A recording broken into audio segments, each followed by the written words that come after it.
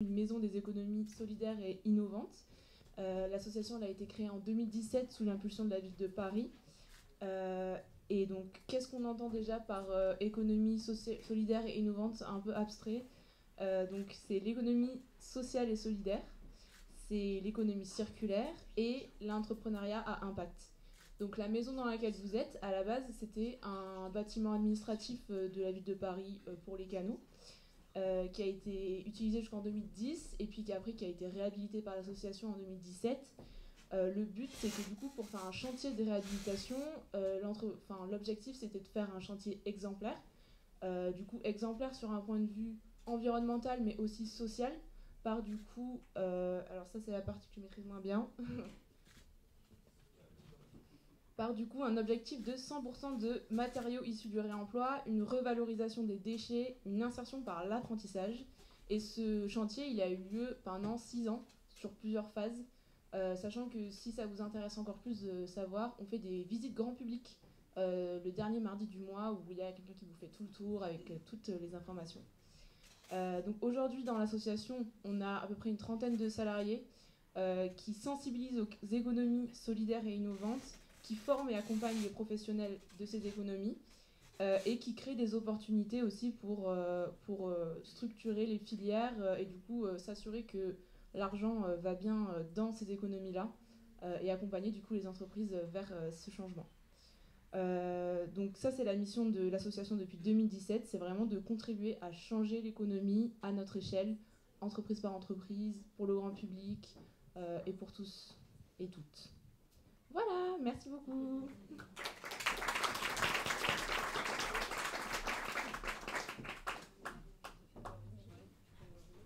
Alors pour continuer et pour vous dire dans quel état d'esprit on a travaillé nous dans le jury, comme on se l'a dit tout à l'heure avec les échanges qu'il y a eu récemment sur est-ce qu'il y a des critères, est-ce qu'il existe des labels, des choses comme ça, en fait on voit bien que c'est quelque chose qui est très émergent, qui est très nouveau. Donc on n'avait pas de critères très précis. On n'est pas là pour apporter un label et en fait on a juste une démarche assez humble entre nous en se disant nous finalement on est là pourquoi? On est là pour vous amener devant vos yeux et mettre en lumière des gens qu'on considère comme étant exemplaires, au moins sur une partie de ce qu'ils font, pas forcément sur toute l'entreprise, mais au moins sur une partie en termes de services ou de produits dont on a pu identifier ensemble qu'ils avaient vraiment un impact régénératif sur un ou plusieurs domaines en fait. Donc l'idée c'est plus de mettre en avant des coups de cœur, des gens qu'on a trouvés vraiment hyper inspirants, qui puissent vous donner à la fois la pêche, vous donner envie d'y aller à leur suite et créer des occasions d'échange et d'inspiration croisées. Alors, qui on est? Ouais. Donc, Armelle Dupelou, je suis à la fois cofondatrice de la CEC, que certains d'entre vous connaissent, je pense, dans le collectif depuis peu, nous sommes vivants, et puis entrepreneuse et consultante. Et donc, Sarah Dubreil, moi je viens du monde à la base du capital risque cleantech et de l'entrepreneuriat. Et donc je travaille sur l'entrepreneuriat, le VC justement systémique et régénératif, plutôt sous forme de recherche-action depuis 3 ans. Julia Derman-Perrault, moi je suis responsable du développement du collectif En Vérité et j'accompagne aussi Planet Score dans le plaidoyer, les partenariats et aussi un petit peu la ULIR sur des problématiques du coup de biorégénératif.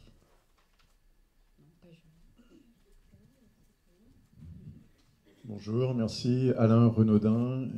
Moi, mon truc à moi, c'est le biomimétisme. J'ai créé l'événement Biomime Expo, by the way, 11 et 12 juin prochain. Un grand rassemblement sur le biomimétisme. Je voulais féliciter Jérémy pour l'initiative parce qu'on adore tous encourager les choses nouvelles et émergentes. Et les approches régénératives, c'est comme la vie, hein, c'est en évolution et adaptation continue. Donc on est là pour encourager le développement et la croissance de cette approche et on a vu des belles choses. Donc bravo à ceux qu'on va entendre dans quelques instants.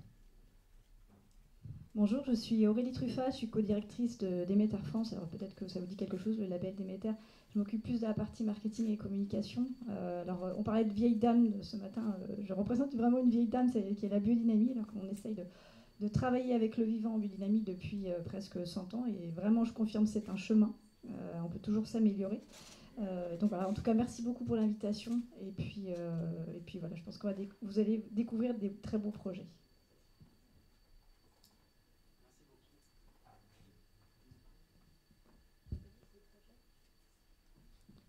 Test, oui. Donc on va commencer la remise des lauriers et des coups de cœur. Donc le jury peut se mettre de ce côté-là. Donc on va commencer la remise des lauriers et des coups de cœur. Donc il y a plusieurs catégories. Et pour chaque catégorie en général, il y a un laurier et un coup de cœur. Et donc comme ça a été dit, ça a été décidé par ce jury d'exception sur la base des informations qui nous ont été données et avec la meilleure volonté. Et en tout cas la volonté de commencer quelque chose avec cette première édition, comme disait Alain. Au moment où il fallait définir le biomimétisme, c'était pas simple et on s'est lancé. Et aujourd'hui, c'est un succès incroyable. J'encourage tout le monde à aller à Biomimespo les 11 et 12. Donc on va commencer et voilà, je vais passer les slides. On va commencer par toi. Bonjour, c'est moi. C'est quoi le brief? Un brief ou pas?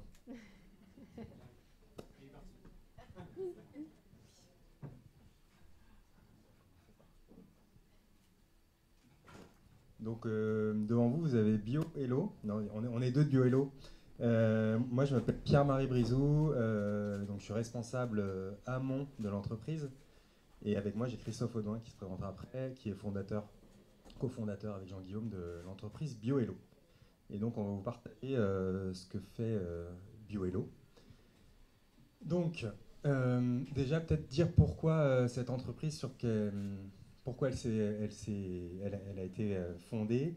L'objectif de BioHello, à la base, c'est vraiment de permettre la durabilité des exploitations laitières biologiques, donc leur pérennité, également leur transmission, à travers donc une meilleure valorisation du lait qui va être fait sur les exploitations laitières. Cette meilleure valorisation, une des possibilités pour la faire, c'est de passer par la transformation.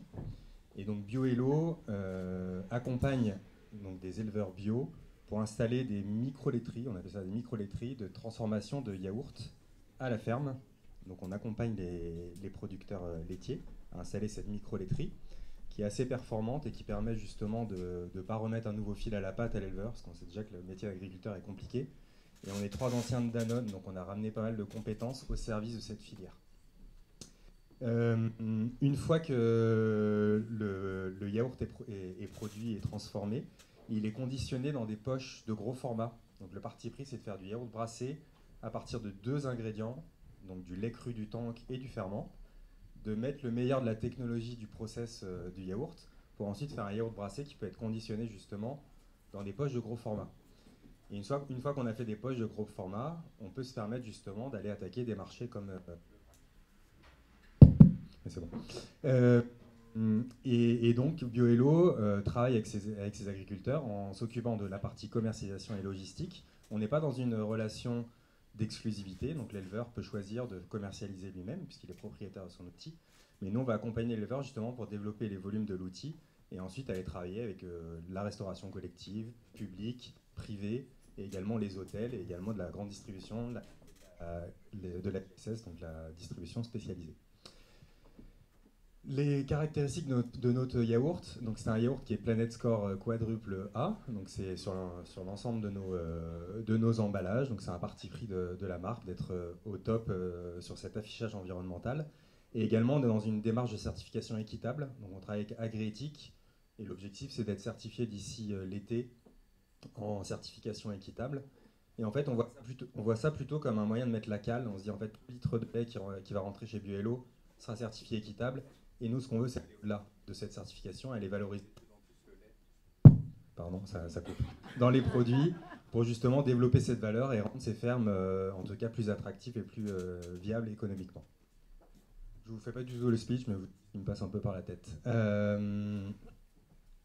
L'innovation quand même vraiment très intéressante qui est arrivée début d'année, c'est le développement d'une fontaine à yaourt réfrigérée qui permet d'être installée dans les hôtels, mais également en restauration collective, privée et publique.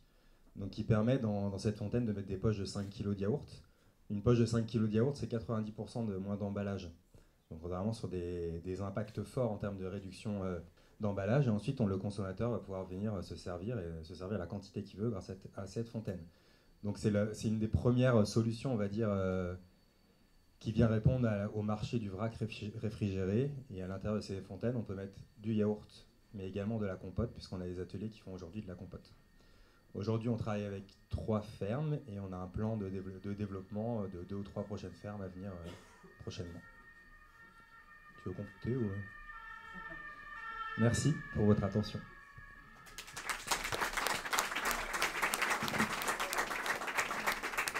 Du coup, le jury vaut les lauriers de la régénération dans la catégorie alimentaire. Voilà.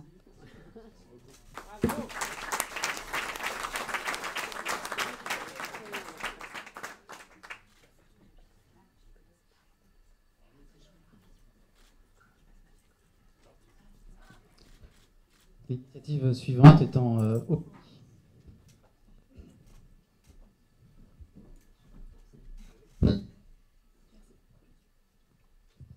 bonjour, enchantée. Je m'appelle Mirana Massar, je travaille chez Omi depuis à peu près 1 an et j'ai travaillé sur le lancement de ces crackers. Omi, c'est une marque alimentaire qui s'engage pour être complètement transparente auprès des consommateurs sur l'origine des ingrédients, mais aussi sur leur impact environnemental. Et en parallèle, on fait un travail d'accompagnement sur le terrain auprès des producteurs. Ces crackers-là, c'est un petit peu l'incarnation de notre travail, de notre démarche. C'est des crackers qu'on a développés avec notre partenaire Bourgogne, qui s'approvisionne à l'échelle locale avec une coopérative qui fait à la fois le blé et le tournesol dans ces crackers. En parallèle, on y retrouve aussi de l'emmental en direct fromagerie. On est fiers de ces crackers parce que c'est un AAA Planet Score. C'est notre tiers de confiance sur l'ensemble de nos produits. On a fait évaluer toute notre gamme depuis le départ. Et le plus, c'est qu'on va sur le terrain concrètement auprès de la coopérative partenaire. On est en bio, mais on considère qu'il y a aussi des enjeux liés à la santé du sol qu'on adresse. Et donc on fait un travail de terrain auprès des conseillers techniques, notamment sur des enjeux liés à la santé du sol. On a 1% de notre chiffre d'affaires qui permet d'accompagner les producteurs avec des formations, des analyses de sol, enfin toutes les dynamiques qui permettent d'améliorer la résilience des exploitations. Donc voilà pour les points clés. Planet Score, quadruple A, label bio, 100% français et le 1% pour accompagner les producteurs. Voilà.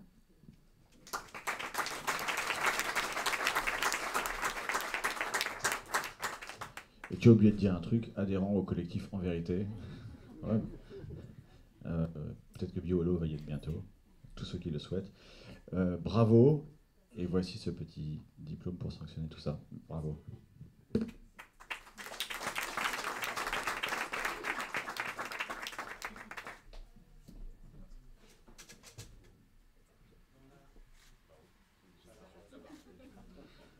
dans la catégorie alcool, nous avons OE et aussi alcool vivant. Il n'y a que OE ou il y a alcool vivant? Bonjour à tous, je m'appelle Sophie et je représente OE, du coup, qui est une marque de vin engagée qui a été créée par 2 personnes, Thomas Lemal et François-Xavier Henry. OE, on distribue du coup des vins bio qui sont issus d'une trentaine de vignerons répartis en France, dans différents canaux de distribution. Donc vous pouvez nous retrouver dans des restaurants, dans des hôtels, chez des traiteurs, dans la grande distribution également. Et je travaille aujourd'hui sur toute l'ambition, la visée régénérative, pour reprendre les mots de ce matin, chez OE. Historiquement, c'est une marque qui a cherché à limiter ses impacts négatifs, en partant de 2 constats. Le premier, c'est que la vigne, aujourd'hui, c'est 3% des surfaces agricoles en France, mais 20% des pesticides qui sont utilisés. Du coup, on a fait le choix de l'agriculture biologique. Deuxième constat, aujourd'hui, l'empreinte carbone d'une bouteille de vin, c'est 50% lié à son emballage, au verre qui la contient. Et donc, on a fait le choix de la mise en place de la consigne, et après, d'une logistique zéro déchet. Et de plus en plus, on s'interroge, comme nous tous ici, sur la régénération et sur la manière dont on peut créer des impacts réellement positifs. Et donc du coup, aujourd'hui, on a lancé un chantier sur 2 axes. Le premier axe, c'est de se connecter plus fortement au vivant. Et donc aujourd'hui, on accompagne nos vignerons dans leur transition bio-régénérative. Et en plus de ça, on achète des domaines viticoles pour en assurer la transition à la fois environnementale et sociale. Donc on adresse des sujets écologiques sur la biodiversité, le climat, les sols, l'eau, mais également des sujets liés au renouvellement des générations, par exemple, ou à l'insertion professionnelle. Et puis, le deuxième axe sur lequel on travaille, c'est la régénération au niveau de l'entreprise. Et donc, on est en train de travailler sur le passage d'une logique produit à une logique service. C'est vraiment une illustration de ce qu'on s'est dit ce matin. OE, pour croître, on vend davantage de bouteilles de vin. Et donc, l'idée, c'est de se dire, est-ce qu'on peut offrir autre chose aux entreprises avec lesquelles on travaille? Est-ce qu'on peut les associer plus fortement à la régénération qu'on est en train de faire dans les domaines OE? Et donc, du coup, là, on a un premier exemple, par exemple, que je vous partage. On bosse avec le groupe Bertrand. Le groupe Bertrand, c'est un groupe de restauration, qui a plusieurs restaurants en France, qui est passé à la consigne avec OE et qui, aujourd'hui, flèche ses budgets de contribution biodiversité dans les domaines OE pour accompagner la transition du vin qui est servi en restaurant. Et du coup, on arrive comme ça à avoir une boucle qui est assez vertueuse et qu'on va dupliquer avec d'autres partenaires d'OE. Voilà, il y a plein d'autres questions qu'on se pose. Ce matin, on a parlé de sobriété. On n'est pas forcément dans le domaine où c'est le plus simple de traiter le sujet. On parlait de limites et de renoncement. Nous, on est en train de travailler sur la question de l'export. C'est pas évident de faire de l'export en gardant le modèle de la consigne, le modèle du zéro déchet, qui est très cher à OE. Donc voilà, il y a aussi toutes ces questions-là qui se posent quand on parle de régénération.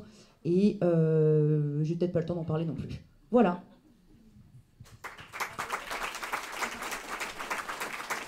Bravo, et du coup on vous remet les lauriers, la régénération dans la catégorie alcool.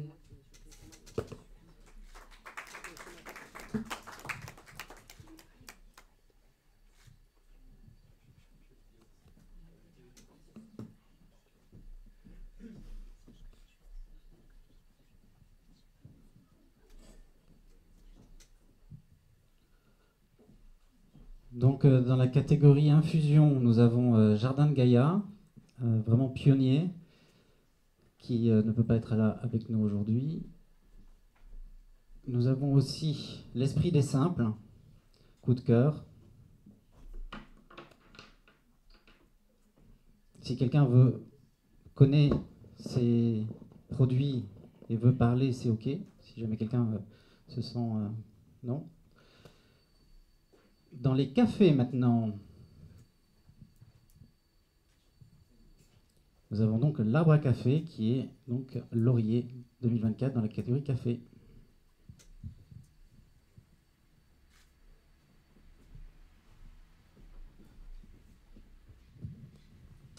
Bonjour à tous, je m'appelle Thomas Le Chevalier, je représente l'Arbre à café. L'Arbre à café a été fondé en 2009, déjà une quinzaine d'années. Avec une conviction, un constat, c'est que pour avoir la meilleure expérience en tasse, pouvoir déguster le meilleur café, on doit avoir à l'origine la meilleure agriculture, qui pour nous est la biodynamie. Donc depuis déjà 2009, l'Arbre à café travaille en fait sur la certification Déméter, dans le milieu du café, dans ses sourcings, et depuis maintenant 2019, avec une vraie particularité qui est qu'on est producteur au Pérou. L'Arbre à café a acquéri 35 hectares de forêt au Pérou et a transformé ces 35 hectares en une plantation, elle aussi certifiée Déméter depuis cette année, puisque c'est le temps nécessaire pour la certification. L'Arbre à café travaille uniquement et depuis l'origine sur des cafés en agroforesterie, à minima certifié bio, et aujourd'hui dans nos volumes à 72% en certification Déméter. Ce qui est très intéressant et qu'on est très content de voir, c'est l'évolution faite de l'intérêt pour ce qu'on fait et de voir qu'aujourd'hui on ne touche plus uniquement le premier public qui est intéressé par ça, à savoir plutôt des milieux autour de la gastronomie, de la sommellerie. Et aujourd'hui, on peut boire un café de l'Arbre à café dans des lieux à de très grande consommation et des lieux très grand public, que sont par exemple des salles d'escalade comme le réseau Arcose, qui eux-mêmes ont un grand engagement et qui travaillent d'ailleurs avec OE, je crois, ou Anne-Sophie Pic. Voilà. On sait aujourd'hui faire le grand écart sur nos cafés engagés, que la recherche en fait de la clientèle sur cette exigence est aujourd'hui vraiment prégnante. Voilà.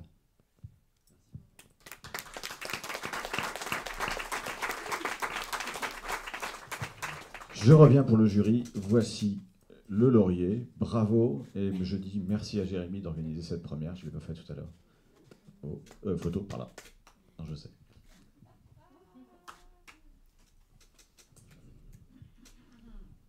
Merci beaucoup. Ce jury est vraiment d'exception, vous voyez.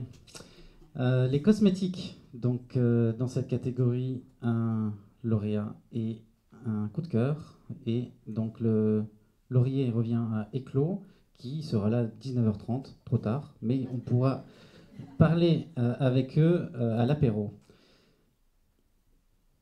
Et donc pour Expansions, Gaia Line.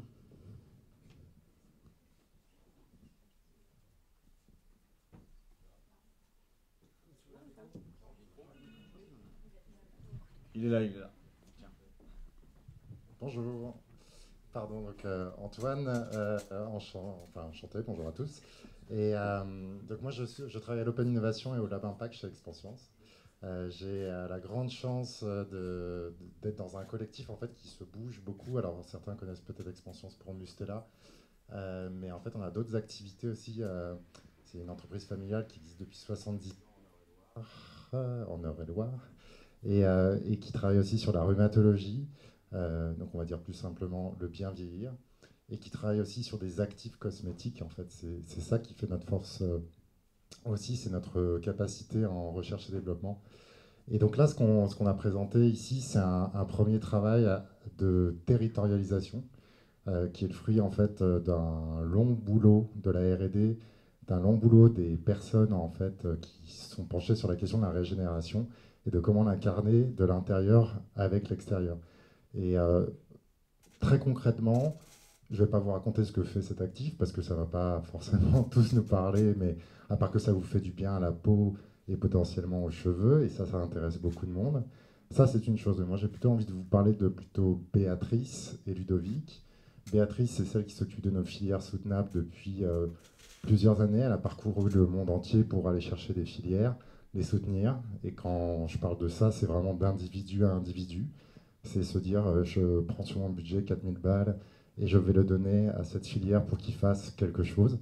Et c'est quelque chose qui lui tient à cœur. Et elle a eu cette rencontre avec Ludovic. Et Ludovic, il est à 30 km d'Expansions, à Épernon. Et donc, lui, c'est un agriculteur qui a beaucoup, beaucoup d'hectares. Et donc, je voulais mettre aussi la pesée de la complexité auquel on fait face sur les débats, sur les labels, qui peuvent être enfermants. Donc je sais qu'on peut être tout à fait critiqué parce qu'aujourd'hui on est sur un label ACS et je vais mettre les pieds dans le tapis parce que ici j'ai l'impression qu'il y a des gens qui ont de l'expertise et qui peuvent avoir une capacité à penser. Et l'ACS en fait que vous travaillez beaucoup sur la rotation des sols et sur la vie des sols. Vous pouvez être amené à travailler avec du pesticide.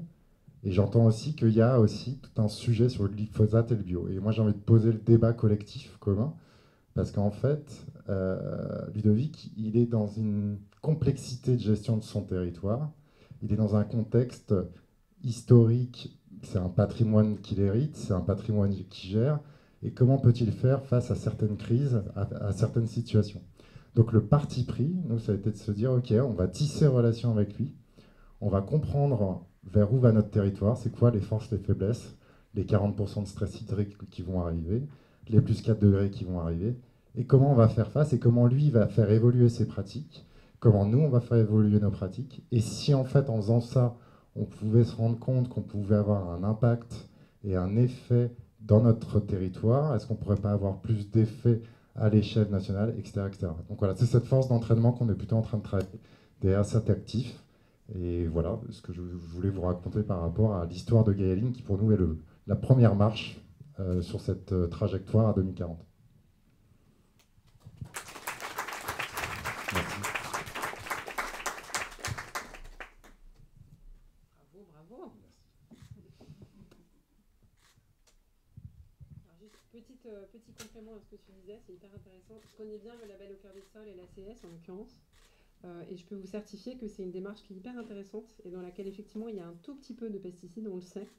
Mais en fait, quand on est dans l'agriculture de conservation des sols, on agit à la fois sur la couverture des sols, le non-labour Et en fait, quand on ne laboure pas et qu'on couvre, on est obligé à certains moments de mettre des très petites quantités de pesticides. On peut en parler après avec ceux qui veulent, hein, venez me voir. Mais l'essentiel et l'important, c'est de revitaliser le sol et d'avoir un sol vivant, et c'est le cas. Exactement. Vive la matière organique. Exactement. Merci.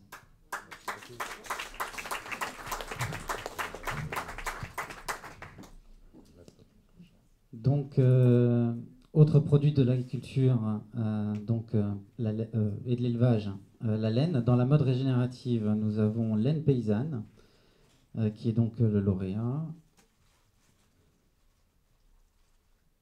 et Montvalier, nouvelle marque aussi, deux initiatives vraiment extraordinaires qui ne sont pas là aujourd'hui. On est allé jusque dans les meubles. Donc Carbone 14 avec la chaise qui cache la forêt. Je ne sais pas s'ils sont déjà arrivés ou non. Et NME Studio pour les tissus bio. Dans l'ESS, on peut parler d'insertion. On en a parlé tout à l'heure avec... très intéressant, le projet de Entraide 18, structure de l'ESS, avec de nombreux services qui croisent l'agriculture et l'alimentation. Nous avons aussi les alchimistes. Donc là, on est dans le compost.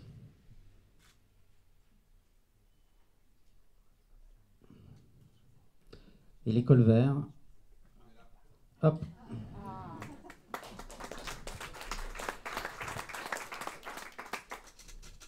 Bonjour à toutes et à tous. Donc moi, je dirige un réseau associatif qui s'appelle l'École Vert. Et donc aujourd'hui, on parle beaucoup de transition agricole et alimentaire, mais on parle aussi de précarité alimentaire, de maladies cardiovasculaires ou encore de besoin de trouver des agriculteurs. Et nous, on souhaite répondre à tous ces enjeux. Et on a des fermes urbaines dans les quartiers prioritaires. Donc un peu partout en France, en Bretagne, à Strasbourg, à côté de Marseille. Et bientôt, on en aura 4 le long du canal, en Seine-Saint-Denis. Et ces fermes, elles sont à la fois pédagogiques, mais également productives. Donc on a des fermes en zone périurbaine, et on vend des paniers solidaires à des personnes en précarité alimentaire. Je veux bien changer la slide, si c'est possible.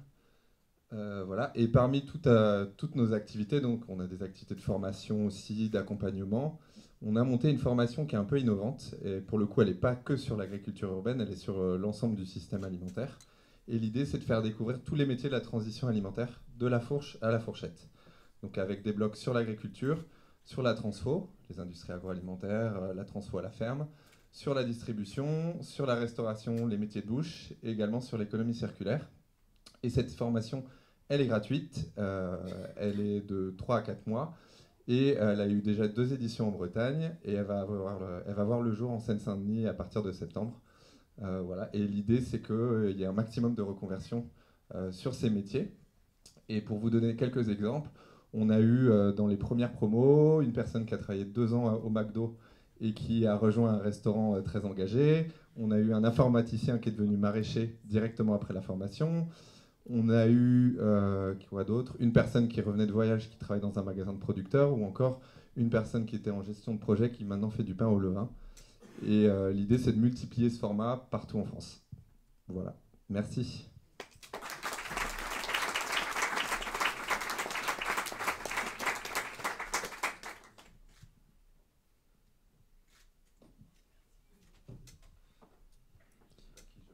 Dans la catégorie tourisme, donc la Fénière.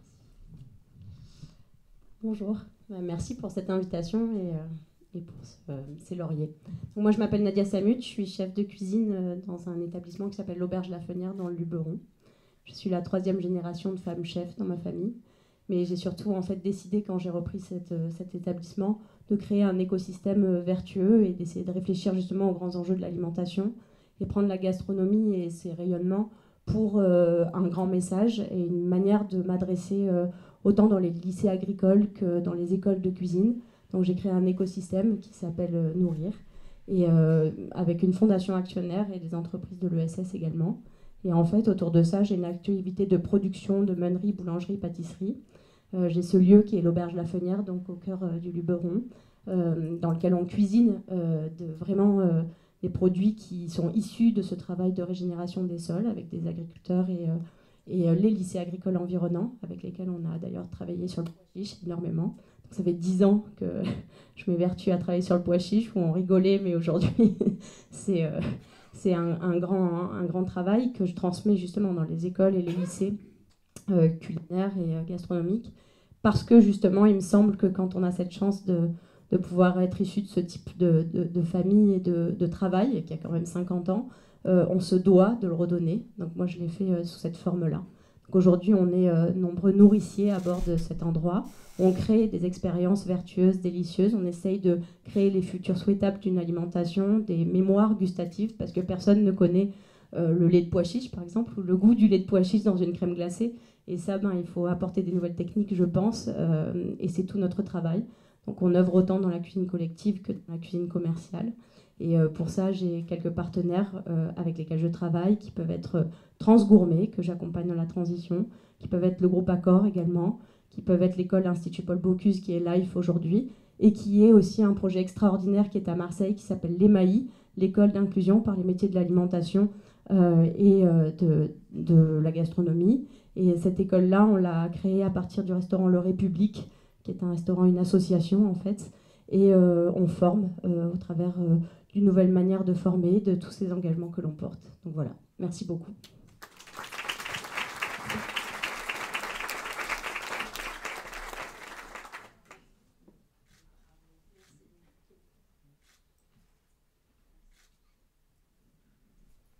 Et si vous passez dans le Luberon, on est là pour vous accueillir. Voilà, merci beaucoup. Dans la catégorie tourisme, donc les Oasis, qui sont des écolieux qui se sont réunis sur une plateforme qui fait un peu un pied de nez à Airbnb en proposant des destinations dans des écolieux pour vivre l'expérience communautaire. Dans l'urbanisme, donc Transition Limousine, je crois qu'ils sont là. Peut-être ils sont en retard. En tout cas, ils étaient dans le train. Autre sujet, la permaculturelle, donc à Lyon, espace de coworking, très inspiré de la permaculture. Et ils ont un festival en septembre sur justement ce croisement entre permaculture et entreprise, et ils ont une formation aussi. Et voilà, le lieu est une réhabilitation, ils ont construit l'immeuble même, tout ça. Dans la culture, nous avons l'écologie culturelle, qui n'est pas représentée aujourd'hui, et ils sont vraiment sur la reconnexion au vivant par l'aspect sensible, par la culture, et ils déploient des maisons de l'écologie. Ils en sont à leur 5e dans la France. Et nous avons Nature Profonde, qui aurait pu être aussi dans la catégorie tourisme.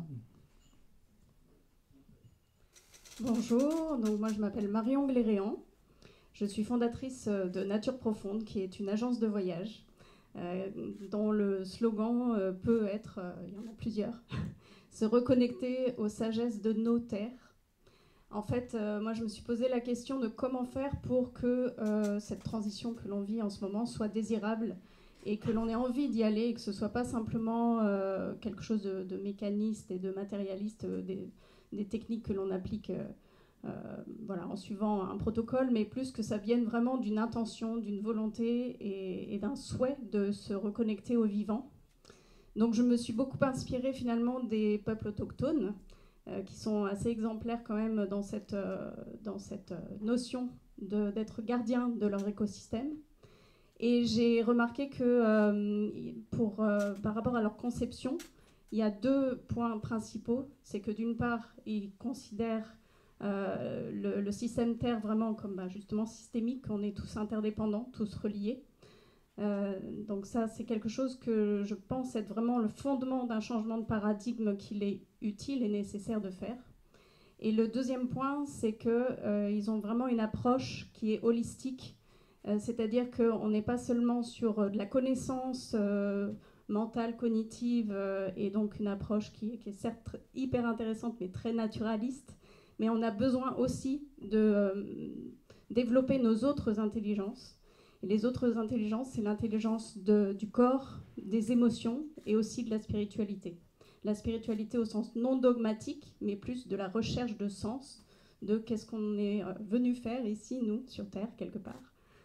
Et donc, tout ça m'a mené à créer cette agence de voyage qui porte ce concept de proposer, de réapprendre à habiter notre monde différemment. Et c'est un concept que j'ai nommé le voyage écophile, parce que c'est de oikos, la maison, et puis de phile, l'amour, parce que c'est vraiment, ça part pour moi de quelque chose de très profond, là où finalement on cherche à se transformer soi et changer notre relation à nous, changer notre relation aux autres et à notre planète. Et donc tout ça pour dire qu'aujourd'hui je revais aussi cette casquette de facilitatrice en intelligence collective, parce que mon intention c'est vraiment d'ouvrir sur la possibilité de co-créer et de se concerter avec les humains, mais aussi les autres qu'humains, et de voir les choses avec une nouvelle perspective, finalement en se plaçant de leur point de vue. Donc en essayant de développer de plus en plus de techniques et de méthodes pour faire entrer ces considérations-là dans la conception de nos produits, de nos développements touristiques. Et donc tout ça m'a mené à retrouver finalement ceux qui portent aujourd'hui cette sagesse en France, sur nos terres à nous. Donc les voyages que je propose, c'est qu'en France, il n'y a pas d'avion, c'est au départ de grandes villes, donc au départ de gares. Et puis on va finalement rencontrer les gens du territoire, ceux qui sont encore en lien et qui maintiennent une relation au vivant, et croiser les regards pour savoir comment faire, comment réapprendre à se connecter sensoriellement déjà, donc les sens physiques, les sens psychiques, et aussi grâce à l'émerveillement. Donc voilà, c'est repartir du lieu, savoir quelle est l'essence du lieu, savoir quelle est son identité en fait, et partir des gens pour créer les voyages. Merci. Merci.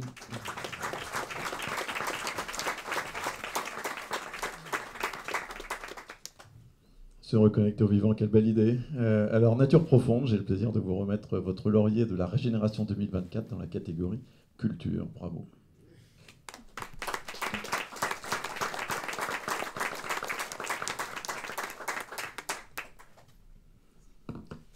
Donc, j'ai pas eu le temps de faire toutes les slides. Je m'excuse pour les personnes qui étaient à la fin de ma liste.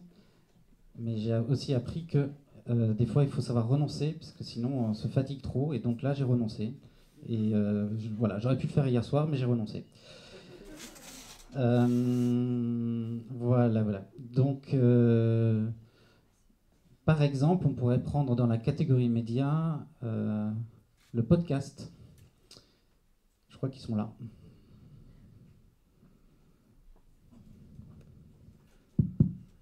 Bonjour à tous, merci Jérémy pour cette initiative, merci au jury pour nous avoir nommés, lauréats en tant que podcast, le podcast Nous sommes Forêt, qui est donc porté par l'association Forêt Citoyenne.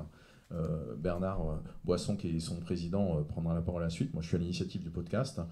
Et donc, l'idée avec ce média, c'est de proposer comment semer des graines de conscience. Est-ce qu'on va le faire en proposant encore de l'information qui va être mentale ? Est-ce qu'on va le faire encore en produisant du papier ? Nous, on est parti sur l'idée justement du vibratoire et de l'audio, de façon à fabriquer une expérience, de façon à fabriquer une sensation qui permette peut-être de nous reconnecter à quelque chose, de nous remettre en relation avec, en l'occurrence avec la forêt. Et le parti pris de Nous sommes Forêt, qui a peut-être touché les membres du jury, merci encore, c'est qu'on fait les interviews en forêt et dans une forêt choisie par l'invité. Et donc, ce qui fait qu'on est sur une triple rencontre. On est sur une rencontre avec une personnalité engagée, qu'elle soit juriste, activiste, naturaliste ou scientifique, bien sûr, ou même politique.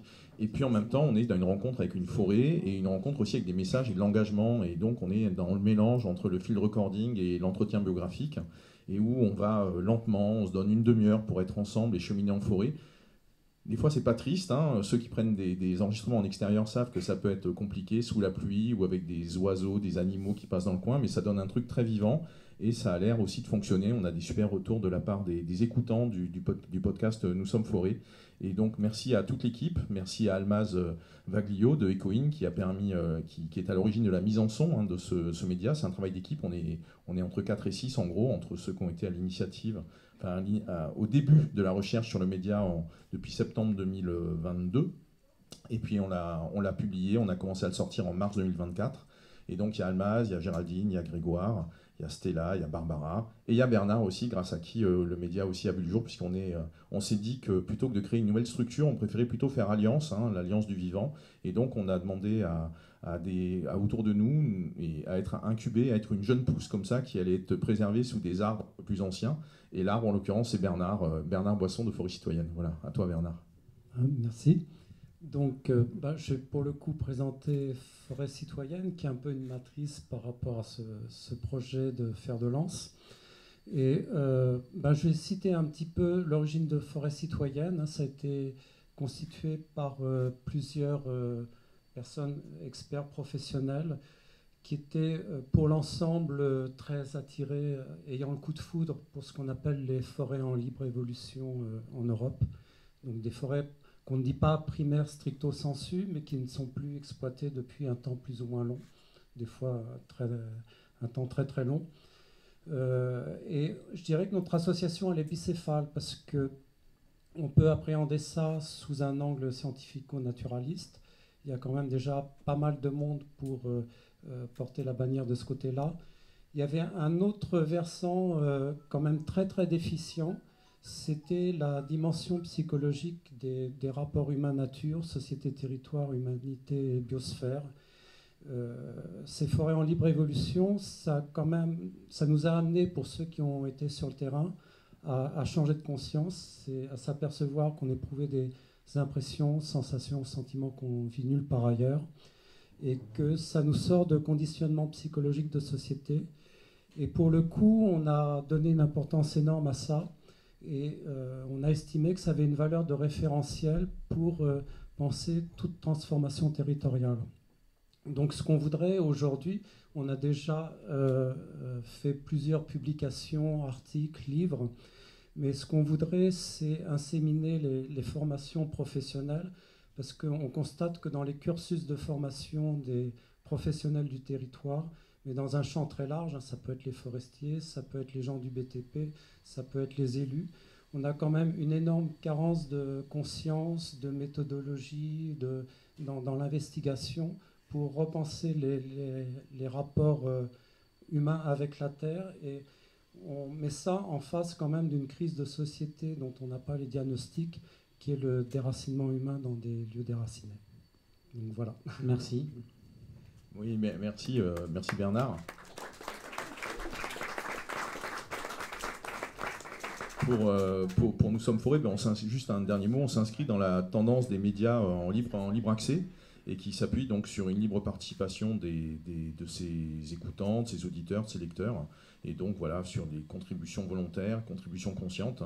Et venez nous écouter, vous ferez des balades en forêt de la Sainte-Baume, dans l'Ariège, du côté de la Normandie, puis il y a aussi des forêts urbaines autour de Paris. Voilà, ça fait plein de petits voyages, et les médias en libre évolution. Voilà. Merci à vous, merci l'équipe.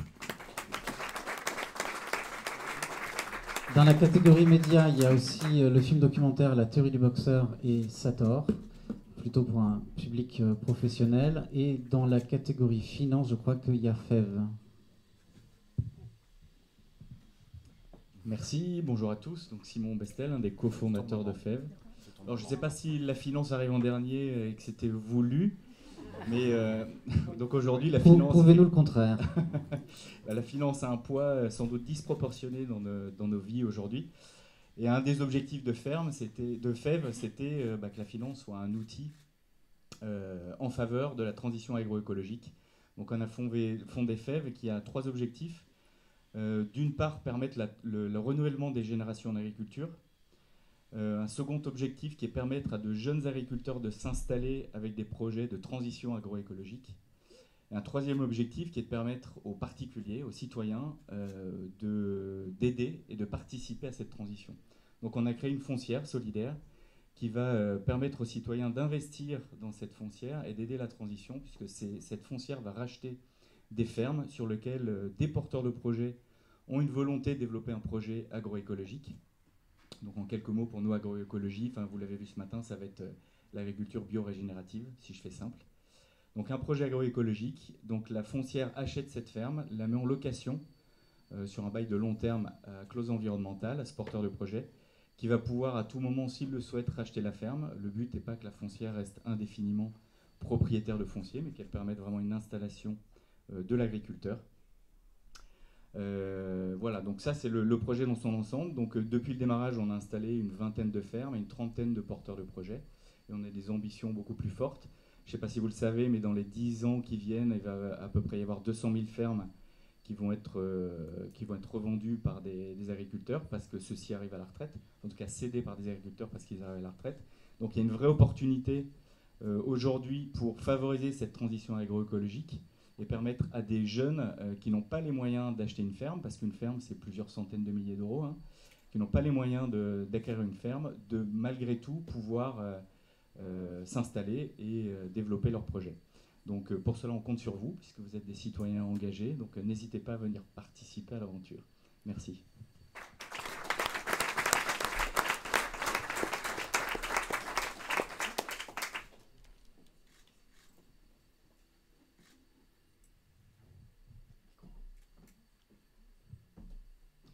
On va finir avec le micro. Transition limousine. Le train est arrivé.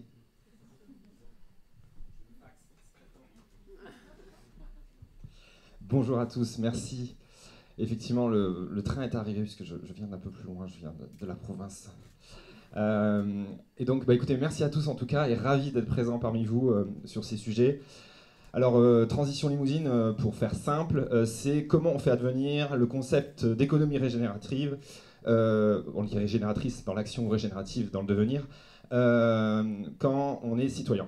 Alors, quand on est dans le domaine des entreprises, c'est assez facile, vous savez, le fameux triangle de l'inaction, c'est assez facile. Bon, par exemple, on peut s'investir dans différents mouvements. À titre personnel, c'est la CEC.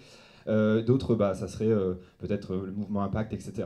Et comment on fait au niveau citoyen? On est un territoire, on a 300 000 habitants, 3 départements, donc compliqué de mobiliser tout le monde.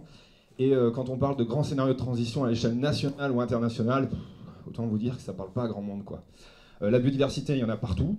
Chez nous, c'est hyper vert, on est tranquille. Donc l'effondrement des insectes, tout le monde s'en fout. Non, mais il faut être très clair. Voilà. Donc comment on fait advenir tout ça? La question, on a fait ça il y a 2 ans. On a dit on va faire un état des lieux très concret et on va montrer quels sont les impacts socio-économiques de l'effondrement du vivant, des impacts du changement climatique. On a récupéré des données, on a utilisé que des bénévoles avec des data scientists qui sont venus travailler là-dessus et on a documenté tout ça. Et on a dit on va essayer de laisser un grand mouvement de la transition sur notre territoire, au-delà de tout parti politique, en étant profondément apartisan et en ayant une espèce de ligne directrice qui était le niveau de preuve le plus élevé. Et donc aujourd'hui, on a eu la chance, je ne sais pas si tu peux mettre la diapo d'après, s'il te plaît. On a eu la chance de se dire, on va construire ça en 3 étapes. La première étape, on fait un état des lieux de notre territoire. La deuxième, on va faire une co-construction avec les acteurs du territoire. Et ensuite, on va faire une mise en récit de qu'est-ce que va devenir notre territoire demain. Et donc, ce qui est super chouette dans cette démarche, merci. Ce qui est super chouette dans cette démarche, c'est qu'on arrive à mobiliser des acteurs qui au début étaient plutôt de certains côtés de la barrière, on va dire, et qui aujourd'hui se mettent tous autour de la table en partageant le même constat, et ensuite on crée l'espace de discussion qui est tellement altéré dans notre société aujourd'hui. Et donc c'est grâce à cela que Transition Limousine arrive à avoir des impacts médiatiques importants. On a 5 mécénats de compétences et aujourd'hui on recherche des fonds pour pouvoir se développer et faire un peu, peut-être certains connaissent un peu l'image, mais faire un peu un mini travail comme l'a fait un peu le Shift Project à l'échelle nationale, c'est faire la même chose à l'échelle locale avec des ambitions un peu plus larges que simplement les enjeux de décarbonation, mais vraiment les enjeux de préserver le vivant, la santé des populations et les enjeux de ressources, parce qu'il y a quelques chiffres assez emblématiques sur notre territoire qui font qu'aujourd'hui, nous, on est dépendant à 75% des énergies fossiles, par exemple. Voilà. Désolé, j'ai fait le plus court possible. Parfait, merci beaucoup.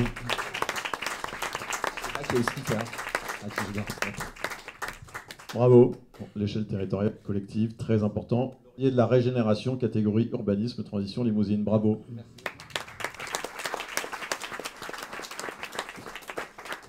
Il nous reste Restore et la pépite de cette année, on va parler de la mort après la vie. puis après la vie. Je sais que vous vouliez pas finir par la finance, mais bon. Donc Restore est un fonds d'investissement qui est en train d'être créé en ce moment et qui vise un lancement à la COP biodiversité qui aura lieu, qui se concentre sur la biodiversité qui a été la grande oubliée de l'élan vers la finance carbone et vers les mesures d'impact carbone, de réduction d'empreinte carbone, de compensation d'empreinte carbone et maintenant de contribution à un monde avec un peu moins de carbone. Eh bien, on essaye d'initier ça avec des projets de biodiversité qui ont besoin de financement, qui existent déjà mais qui ne peuvent pas éclore du fait de ce manque de moyens et qui se trouvent en France, en Europe et même plus généralement dans le monde. Voilà, donc c'est avec un objectif d'impacter 4 millions d'hectares d'ici 10 ans, et c'est-à-dire très concrètement en fait rendre possible un peu plus de 200 projets qui n'attendent que un coup de pouce financier.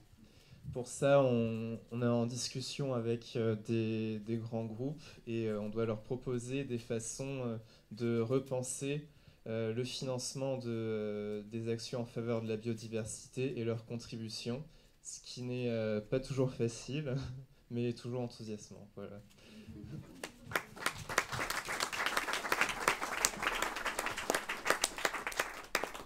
Et donc Laurier de la Régénération Finance Restore, parce que la finance est un des grands verrous à abattre, à régénérer. À faire sauter. L'Homo sapiens, donc pépite de cette année. Bonjour, donc je viens pour représenter Homo sapiens. Donc on finit pas avec la finance, on finit avec la mort. Homo sapiens, on est une association, donc on est hors catégorie parce qu'on ne propose pas de services ou de produits. On cherche à réunir les conditions sociales, techniques et légales pour rendre possible une alternative aux choix funéraires qu'on a aujourd'hui, qui sont donc l'inhumation en cercueil ou la crémation en cercueil. Et nous, on voudrait la terramation. Donc la terramation, c'est grossièrement le compostage des corps, de façon ensuite à pouvoir changer non seulement le devenir du corps, mais également les lieux de mémoire. Donc on aimerait voir s'installer des forêts cimetières et toutes sortes de pratiques régénératives donc, dans le milieu funéraire. Voilà, donc nous aussi on a un modèle qui est la forêt et on aimerait pouvoir finir en forêt et pas sous un monument en granit de plusieurs tonnes. Un peu de Chine très souvent. Donc voilà, c'est souvent une problématique auquel les gens ne pensent pas avant qu'il soit trop tard. Et c'est pas dans les 6 jours qu'on a pour organiser des obsèques que l'on peut changer la législation et rendre possible ces alternatives-là. Donc je vous encourage à nous rejoindre. Voilà. Sur notre site, on a de quoi adhérer. On a un comité de recherche qui est composé à la fois de chercheurs en sciences sociales et en sciences naturelles, et un comité de plaidoyer qui cherche à étendre ce message dans toutes sortes de lieux, donc pas forcément destinés à la mort, donc on peut être présent sur des festivals. Par exemple, vous pouvez nous retrouver à la Biomime Expo le 11 et 12 juin. Et voilà, donc merci. Merci d'avoir organisé ce Laurier de la Régénération. Bravo, du coup. On est content de vous remettre cette pépite. Merci. Donc un petit mot du festival So Good qui arrive aussi bientôt à Marseille. Bonjour à tous, je change de casquette après la ferme, le festival. Jérémy insiste beaucoup pour parler de joie. Donc moi, je vais conclure cette séquence déjà pour remercier tous les prix, remercier Nadia et pour dire à quel point le jury est impartial. Je bosse avec Nadia toutes les semaines en ce moment, je ne savais même pas qu'elle allait être nominée, donc c'est vraiment impartial. Merci le jury. Et donc on voulait prendre une minute pour vous parler du So Good Festival parce que ça vous permettra de déguster les jolis plats de Nadia. Donc Nadia, si vous nous dire un petit mot sur ce que tu vas faire à Marseille le 20 septembre prochain.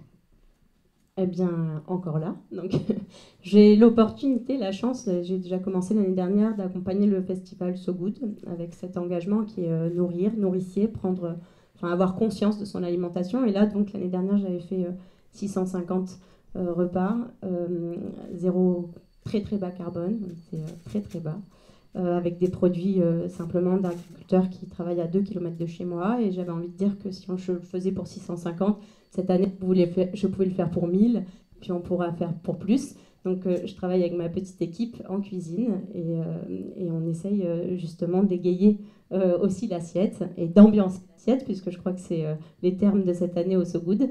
Donc, si vous avez envie de venir manger et découvrir ça, je serai aussi au So Good Festival. Voilà.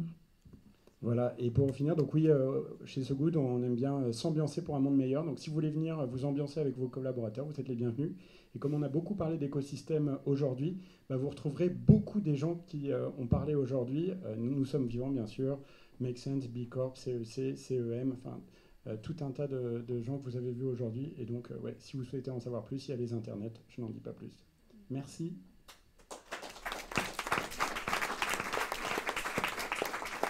Donc on applaudit encore quand même toute cette première édition des Lauriers 2024. On va prendre la photo déjà du jury et des Lauriers. Avant de partir en pause, je cherche une chanson de circonstance. Et donc si quelqu'un peut prendre la photo d'équipe avec le jury par là.